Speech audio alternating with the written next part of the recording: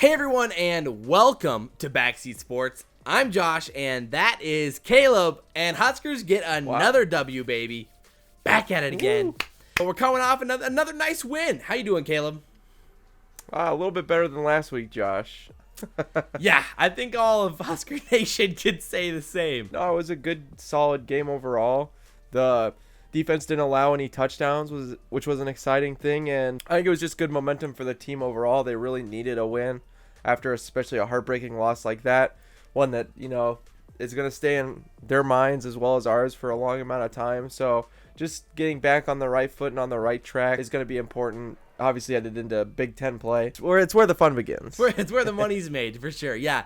Overall, it was a fun week for Nebraska. We saw a lot of good things. I think it was exciting overall for Husker fans and like a breath of fresh air and like a little bit of a sigh of relief. Like, big sigh of relief, yeah. We're not that bad. There was a little bit of an overreaction, I think, from the Colorado game. People were overly tilting after the loss to Colorado, and so we showed that we can be a competent team out there, beat a team that was competing with Utah last week, who's now ranked 10th in the country in the AP poll. So, you can take what you want week to week, how those guys play, but Nebraska's looking up now, though did not receive a vote in the AP poll, received one vote in the coaches poll. Shout out to that coach. I wonder who it was.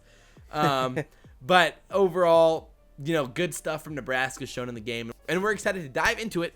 In this video, we'll be going through kind of our reaction, our breakdown of the game, and just our overall thoughts based off of Huskers' performance this week heading into Illinois. But yeah, that video will probably be coming out on Wednesday, so we'll be going through all of the predictions for the Illinois game. But today, we're reacting to Northern Illinois and the solid Husker performance. Yeah, so that was Nebraska's largest win versus a non-Power 5 conference since 2015 versus South Alabama, funny enough. We also had 6 recruit visits, including 2 4-stars, cornerback Henry Gray and safety Miles Slusher at the game. Scott Frost has kind of been banking a lot on this team doing well anyway, I think, for recruiting. Yeah. So winning games at home is going to be very important for recruiting. The coaches said winning can only help with recruiting, and so they said it was nice to get a big win at home. An impressive win with a crowd that really showed out at the night game. They did some cool stuff. Obviously, you guys have probably seen the pictures with like the lighting and how they've really put on a show for the first night game of the year. And the Ohio State game just got announced that it's going to be a 6:30 game as well. So we'll have another night game in 2 weeks at home, which will be exciting. But Nebraska always really plays very solid at night games. I think part of it has to do with, the team's a little bit more awake and so are the fans. 11 a.m. starts are rough for football, man. And usually with a team, even like Northern Illinois, you'll get those. So to have a night game is always fun. And I can't believe that Scott Frost actually first night game ever as a Nebraska head coach, just because the Akron game got canceled. Yeah. So that was the first time Adrian got to see it too. Night games are really a special thing in Nebraska, so I'm glad it went well for him. For all our team, we had a solid performance. We only had 1 penalty this week, which is insane. I know. That's good crazy stuff, Nebraska. Way to go. Way to clean some stuff up. Yeah. So that's nice. No, our defense actually played a really solid game. No touchdowns allowed, which now Scott Frost has actually done twice now. The team has done twice now in the last 5 games, which hadn't happened, beforehand in years. So that is very nice to see our defense. It doesn't matter if it's Northern Illinois, or Wisconsin. Whoever you stop, to not allow touchdowns is fun. And that goal line stand where they were trying to get the ball in that 4th and inches where our defense held was a really fun thing. The crowd got super into it, even though it was late in the game. Yeah. Just to know, hey, we do not want touchdowns, allowed. So that was a fun moment. Yeah, the defense overall just had a pretty positive game. I would say there was far more positives than negatives to take away from this game. We're now 13th in the country in tackles for loss, 8.7 per game. We're 3rd in the country, actually, in tackle yards for loss. So we're making those tackles pretty far behind the line of scrimmage. 3rd in the country in that stat, which is nice to see. Nebraska generally hasn't been that good in that category over the past few years.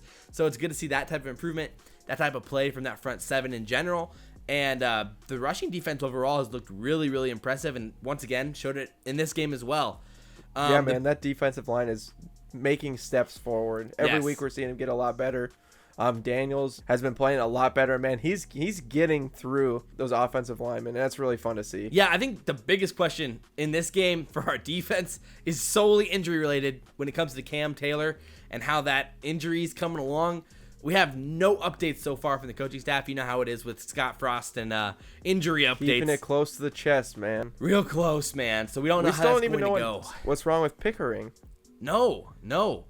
Like, I've heard lots of rumors, but I haven't heard some facts. Not at all. It's ridiculous. So it's like with Cam Taylor, it didn't look good how he came off the field. Looked like he set up a shoulder or arm injury. Collarbone type deal, yeah. Potentially maybe a collarbone. So we literally have no idea. If he's not able to go, we're going to be seeing a lot more of Eric Reed. We're going to be seeing a lot of different type of formations, something that we haven't seen so far this year, a lot of ways. And, I mean, with Cam Taylor, he was so athletic, making so many big-time plays for us. Obviously, young, like we said, we talked about last week. He made some mistakes, and even he made an early mistake in this game where he basically busted coverage and had that guy wide open downfield in the first half. Luckily, they missed the throw. But, I mean, my goodness, he's been one of our most athletic and talented players in that secondary. Creating lots of turnovers, yeah. Yeah, exactly. So it'll be painful if he's not able to go. We really, really hope he's able to. And hopefully he can heal up as quick as possible. He does still have a red shirt available if it is worst case scenario, and he is not going to be able to play. And so we've only been through 3 games now, so that with that rule we can redshirt him. So that's kind of nice. Yeah, definitely. I think the other positives for me were like Lamar Jackson, Mo Berry looked great again.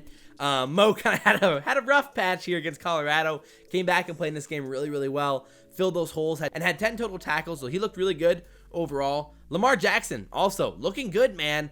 It's good to see him kind of fulfilling the potential that we thought he had back in those Mike Riley era. For sure. He's been looking really, really good, and game to game he's getting better and better. And so I've been really, really impressed with Lamar and how he's been playing. Yeah, I'd say the only real weakness, I think, which is a nice thing that we'll have on tape, is that intermediate linebacker, in those linebacker spaces was still kind of a problem. That was how Northern Illinois was moving the ball against us. Dinking and dunking inside those zones. They gained a lot of yardage off it. I think if we can clean that up, we can really be an all-around pretty good defensive team and really create a lot of problems. I like some of the blitzes that they were doing this game. I thought they were pretty effective too, what Shenander was calling. I really think our defense continues to step forward, and as long as Cam Taylor is healthy, we're looking pretty good on the defensive side. Yeah, it'll be interesting to see. I mean, I would be shocked if he played this week. I'd assume he's not. If he would, we probably would have heard by now. But so that's something we're gonna have to keep an eye on. I'm sure we'll talk about that in our predictions video about the secondary in general without Cam Taylor. But that is something to look out for moving forward with updates for him. So with that said, I think we can move on to our offense. I think we have a lot more to say about the offense, talk about that and the reactions, what we learned about this team in the game. First of all, we should talk about is the update on Brendan Hymace. I mean, the injury again, the offensive line. We don't love hearing anything about injuries on that core there, and they need some help, man. another situation where we don't know what it is with him. At least my initial impression was it wasn't as serious as it could have been. But again, that's just my opinion. Really waiting on updates from him, and hopefully he's good to go. But Frost said it's a next man up mentality, and that if the depth chart has to be used, it's going to be used. So who knows how it's going to work. That's why you make it, I guess. Yeah. Brock Bando behind him, who did solid. Offensive line looked a little bit better as a whole, kind of moving forward. Yeah, for sure. One big problem, though, was our offensive line. The special teams, 3 blocked kicks. I mean, I know that Armstrong did kind of take his time, but there was a couple times also that it did not hold. Josh, you want to know who is first in the nation in block kicks? Ooh, who? Oh, it's Northern Illinois. 3. Oh, on 1 game. First is us. That's nice. Oh, man. Rough. Yeah, gosh. So, I mean, our special teams also did some really nice stuff. We blocked a couple punts. Yeah. So, like, it's back and forth, but still kind of ridiculous. Like, how do you allow Northern Illinois to block 3 kicks? Oh, I realize it's a punter kicking, but still. Like, yeah, I agree.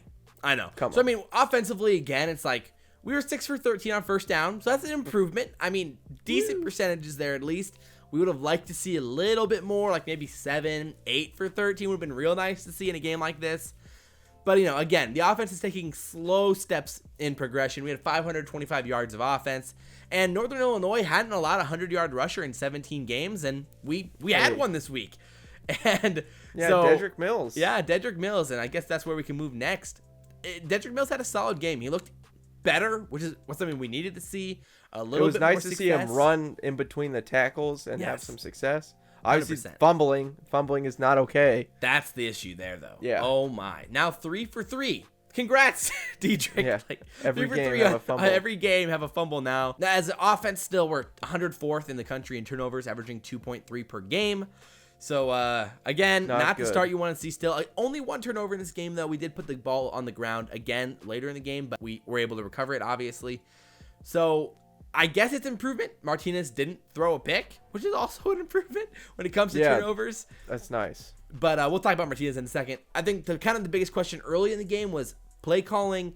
And one thing that Scott Frost did have to say after the game was the goal for this game was to be more aggressive, keep the pedal on the metal, because they preached it to their players, but he said they weren't really, acting on their words as coaches. And so it was nice to see that we were a little bit more aggressive in the end of the game, pushing that ball down the field and really trying to score. I was really happy about that. Yeah, I mean, it was as close as you could say that he was kind of apologizing for playing way too conservative versus Colorado, which is nice to see because we all can agree that we got way too soft and scared during that game. So I'm glad to hear him say it and say that they addressed it, which is kind of a nice thing to do. Yeah, for sure.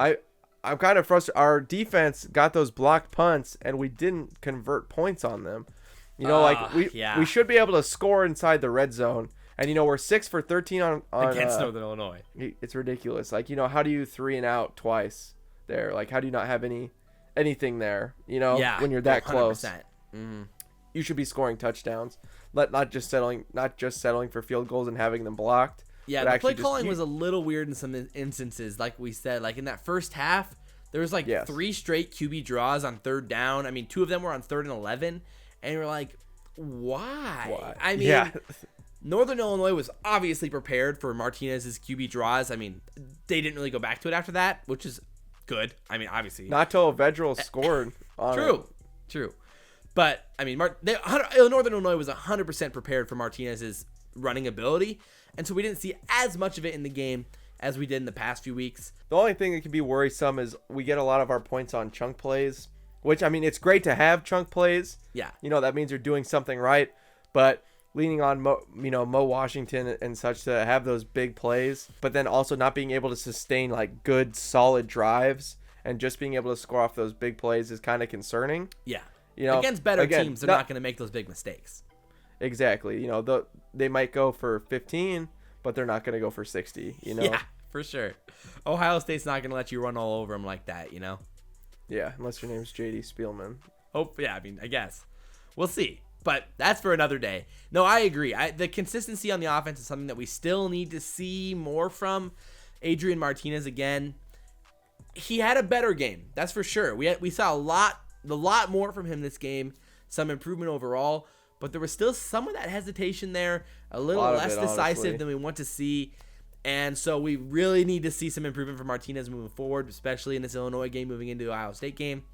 And so that's another talking point I think that's important to go over. Martinez really did make some really good passes. The pass to Quino, obviously, in the end zone was a big one. What a great catch by him, too. Glad to see him score as a Husker. That was nice. Yes.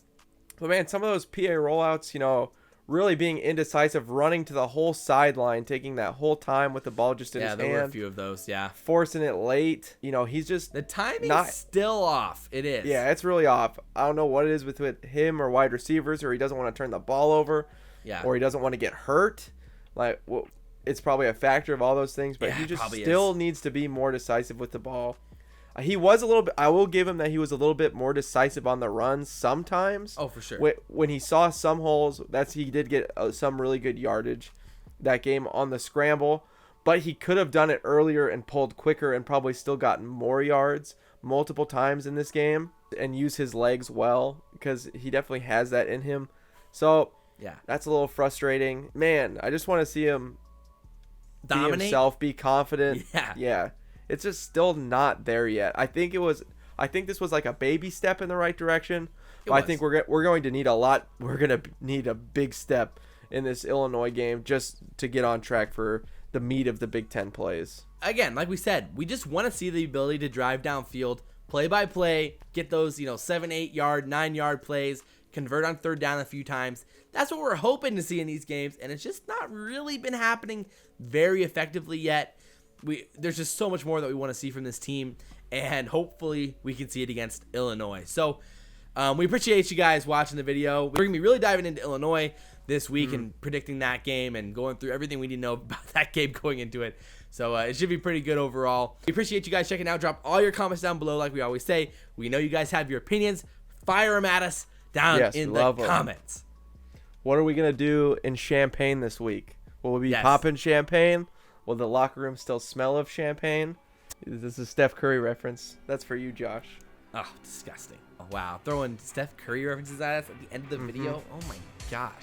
Overall, again, we just really appreciate it. As you guys know, this is Backseat Sports. I'm Josh. That is Caleb. Thank you for watching, and we will see you next video.